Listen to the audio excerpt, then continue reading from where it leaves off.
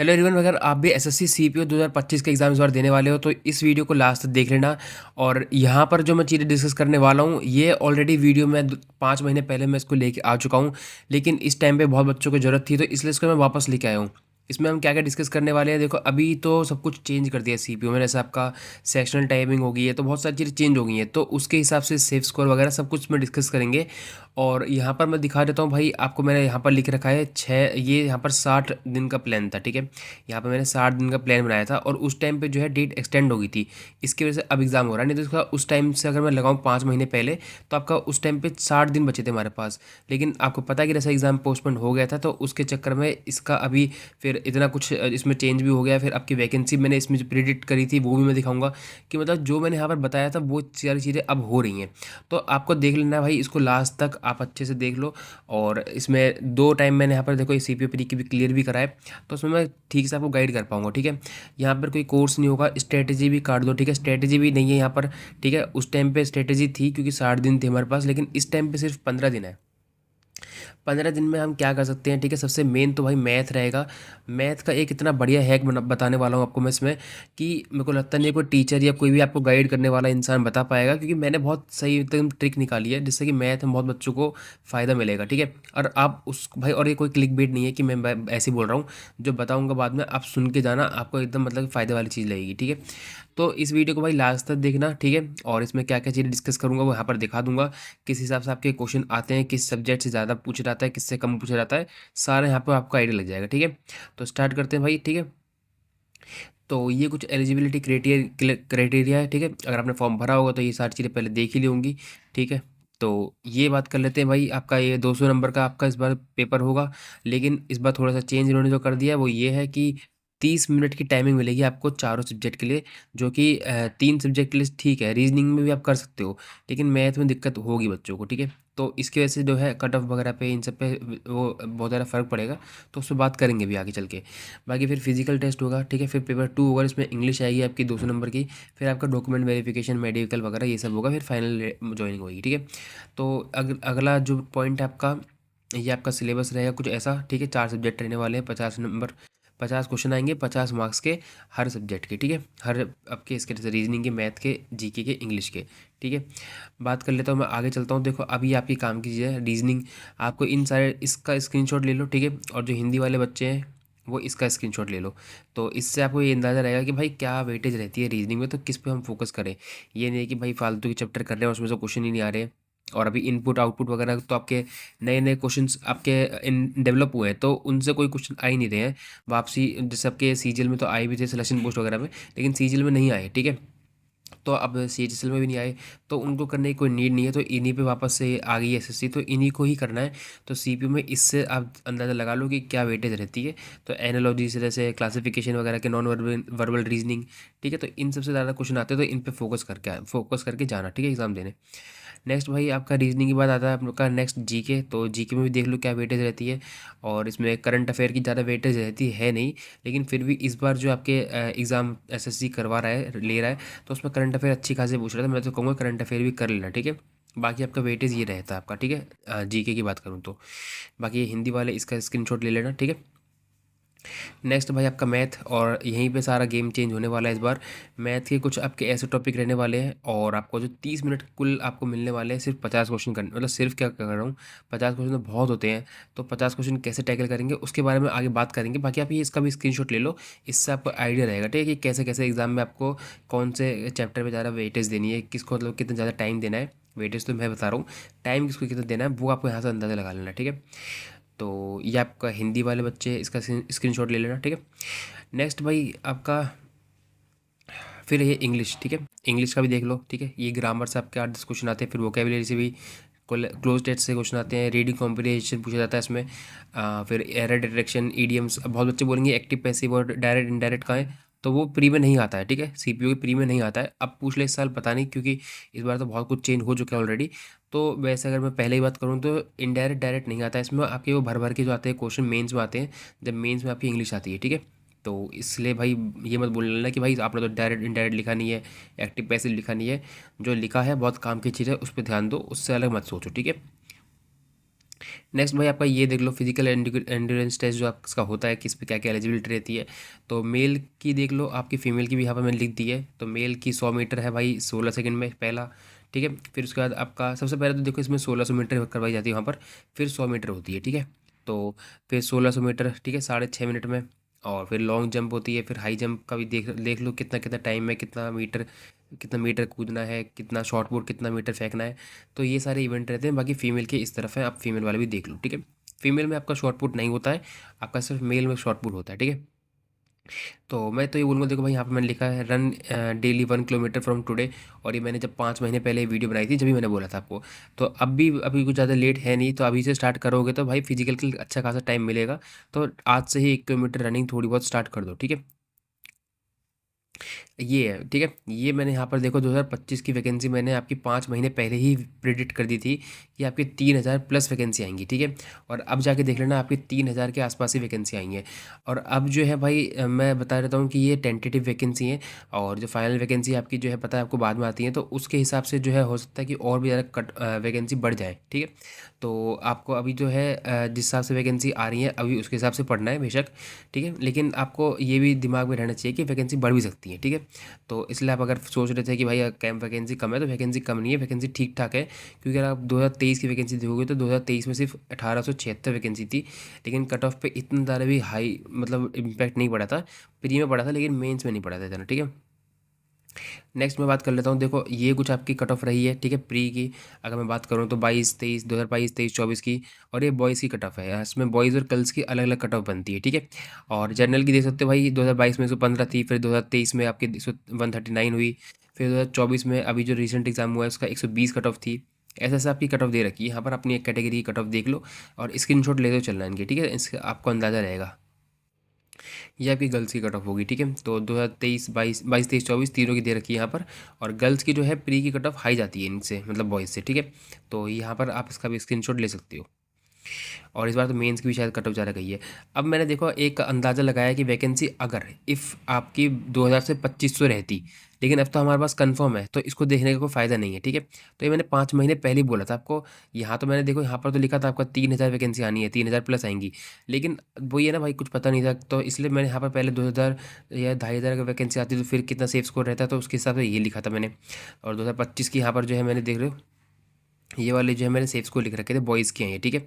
और ये भी जब थे जब आपके पता नहीं था कि आपके 50 मिनट में 30 मिनट, मतलब 50 क्वेश्चन 30 मिनट में करने पड़ेंगे हर सेशन में। तो उसके हिसाब से भी ये कट ऑफ नहीं थी, ये कट ऑफ नॉर्मल बेसिस पे थी, जैसे पैटर्न पैटर्न पहले रहता था उसके हिसाब से। तो अब पैटर्न भी चेंज हुआ है और बहुत सारी चीज़ें हो रही हैं चेंज, तो उसके हिसाब से अब नई वीडियो बनानी पड़ी मेरे को, ठीक है। तो इसके हिसाब से हम नहीं चल सकते हैं, ठीक है। और ये आपकी गर्ल्स की मैंने बताई थी, अगर आपकी वैकेंसी 3000 तक रहती है तो, ठीक है, नहीं सॉरी 2000 तक।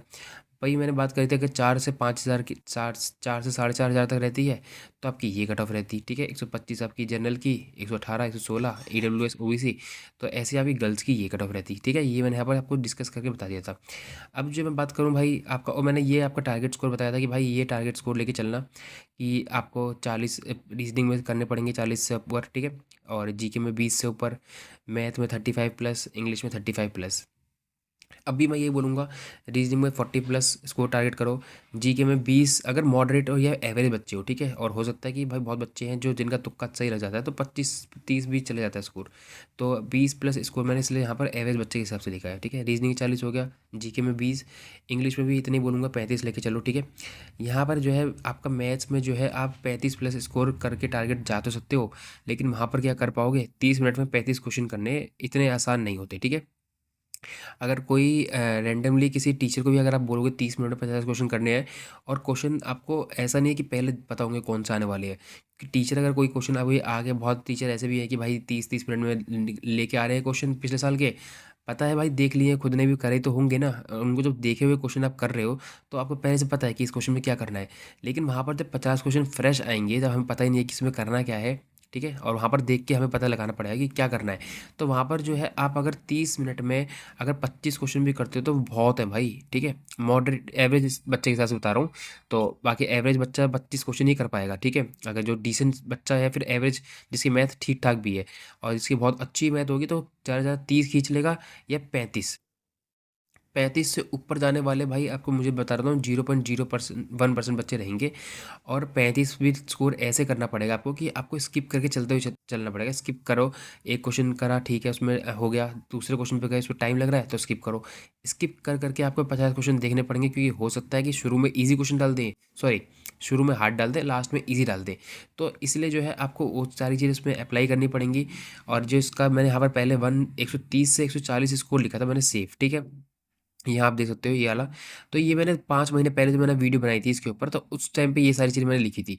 लेकिन ये अब जो है घट के आप इसको 110 या 120, इससे ज़्यादा कट ऑफ यूआर की मुझे लगता नहीं है जाएगी, क्योंकि जिस हिसाब से मैथ में ड्रास्टिकली चेंज होने वाला है स्कोर में, रीजनिंग में भी बहुत बच्चे हैं नहीं कर पाएंगे। हो सकता है कि यहाँ पर अभी मैं लिख दिया है कि 40 प्लस अभी मैंने कम नहीं करे हैं यहाँ पर, लेकिन ये भी 35 तक ही हो जाएगा भाई आपका एवरेज, ठीक है।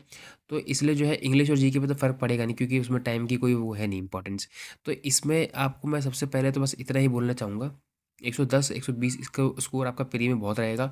अगर आपका इसके हिसाब से जो है जैसे आपके 30 मिनट अगर लगा के चलोगे, क्योंकि आप अच्छे से स्कोर बच्चा कोई कर ही नहीं पाएगा मैथ में, फिर रीजनिंग में भी आपका होपलेस होता रहेगा। तो उसके लिए मैंने एक आपके लिए एक भाई मैं एडवाइस देने वाला हूँ, बहुत ज़्यादा इंपॉर्टेंट है, बहुत ज़्यादा। इसके लिए आपको अगर आप यहाँ तक वीडियो देख लिए तो भाई आपके लिए बहुत बड़ा फ़ायदा होने वाला है, क्योंकि इसी के लिए मैंने ये वीडियो मेनली बनाई तो मैंने इन चीज़ों के लिए भी थी, यहाँ पर डिस्कस करनी थी चीज़ें, ठीक है। और जैसे कि मैंने पहली भाई 3000 वैकेंसी मैंने प्रिडिक्ट करी थी और उतनी ही आई है, तो उसके लिए भाई एक लाइक तो बनता है। तो अब जो मैं चीज़ बताने वाला हूँ उसके बाद तब डेफिनेटली लाइक कर ही दोगे, ठीक है। होगा क्या, सबसे पहले आपका रीजनिंग का सेक्शन खुलेगा, ठीक है, रीजनिंग का सेक्शन खुलेगा एग्जाम में। रीजनिंग में आपको 30 मिनट में 50 क्वेश्चन करने पड़ेंगे, नेक्स्ट सबमिट हो जाएगा सेक्शन, ठीक है। इसके बाद है जीके, जीके में 50 क्वेश्चन होंगे। मैक्स टू मैक्स आपको 20 मिनट जो होंगे लगेंगे आपको 50 क्वेश्चन देखने में, ठीक है, मैक्सिमम बता रहा हूँ, हो सकता है कोई 15 मिनट में भी कर ले। तो 50 क्वेश्चन में अगर आपके 20 मिनट हो गए तो बाकी 10 मिनट क्या करोगे आप, यहाँ वहाँ देखोगे नहीं। आपको क्या करना है, अगर आपने रीजनिंग के लिए जो पहला पेज मंगाया था उनसे, ठीक है, पहला पेज मांगते हैं जैसे, अगर जैसे पेज मांगा था तो उसको भर दो, ठीक है, अगर नहीं भरा तो उसको भर दो कैसे भी करके। और उनसे बोलो हमें दूसरा पेज चाहिए जीके के टाइम पे, ठीक है, उनसे बोलो दूसरा पेज चाहिए। दूसरा पेज आ गया आपके पास, अब आपके पास 10 मिनट ही बचे हैं, 10 से 12 जितने भी जीके के बाद आपके पास टाइम बच रहा है, ठीक है। और अभी आपको पता है कि आपका सेक्शन जो है अगला 10-12 मिनट बाद ही खुलेगा। तो आप माइंड को शांत मत होने देना कि भाई अपने जैसे रीजनिंग करी फिर जीके करी, फिर एकदम से कूल डाउन पड़ जाओगे 10-12 मिनट के लिए और आपका दिमाग ठंडा हो जाएगा।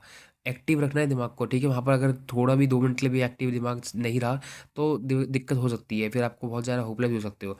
इसलिए आपको ये एडवाइस दे रहा हूँ, ये पेपर ले आना 10 मिनट के उस दौरान। आपको यहाँ पर जो है इंपॉर्टेंट स्क्वायर वगैरह, ठीक है, जो भी आपको लगता है कि भाई ट्रिपलेट इंपॉर्टेंट ट्रिपलेट है वो लिख लो, ठीक है, कुछ इंपॉर्टेंट फॉर्मूले लगते हैं वो लिख लो। इतना सा आपको एक ऐसा कॉलम बनाना है और यहाँ पे लिख लेना है, ठीक है। और बैक साइड आपके पास पूरा पेज बचा होगा और ये पूरा खाली पेज बचा होगा, ठीक है, करने के लिए। इससे बहुत आपको फ़ायदा मिलेगा और ये मैंने खुद सोच के भाई आपको ये चीज़ बता रहा हूँ, कोई आपको नहीं बताएगा ये चीज़ें, कोई भी आपका पूरे यूट्यूब पे नहीं बताएगा, मैं बता रहा हूँ आपको। अगर आप ऐसे कर लेते हो तो आपको हो सकता है कि मैथ में जो है, और देखो ऐसा तो है नहीं वहाँ पर आपको लिखने से मना कर देंगे।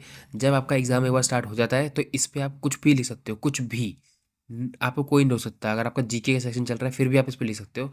बस ये है कि आपको जब सबमिट कराओ तो यहाँ पर उनको ये वाली कॉपी दे देना पहली वाली, ठीक है, और दूसरी ले लेना। इसमें आप यहाँ पर जो है जितने भी छोटा छोटा करके लिख लेना, छोटा छोटा छोटा करके।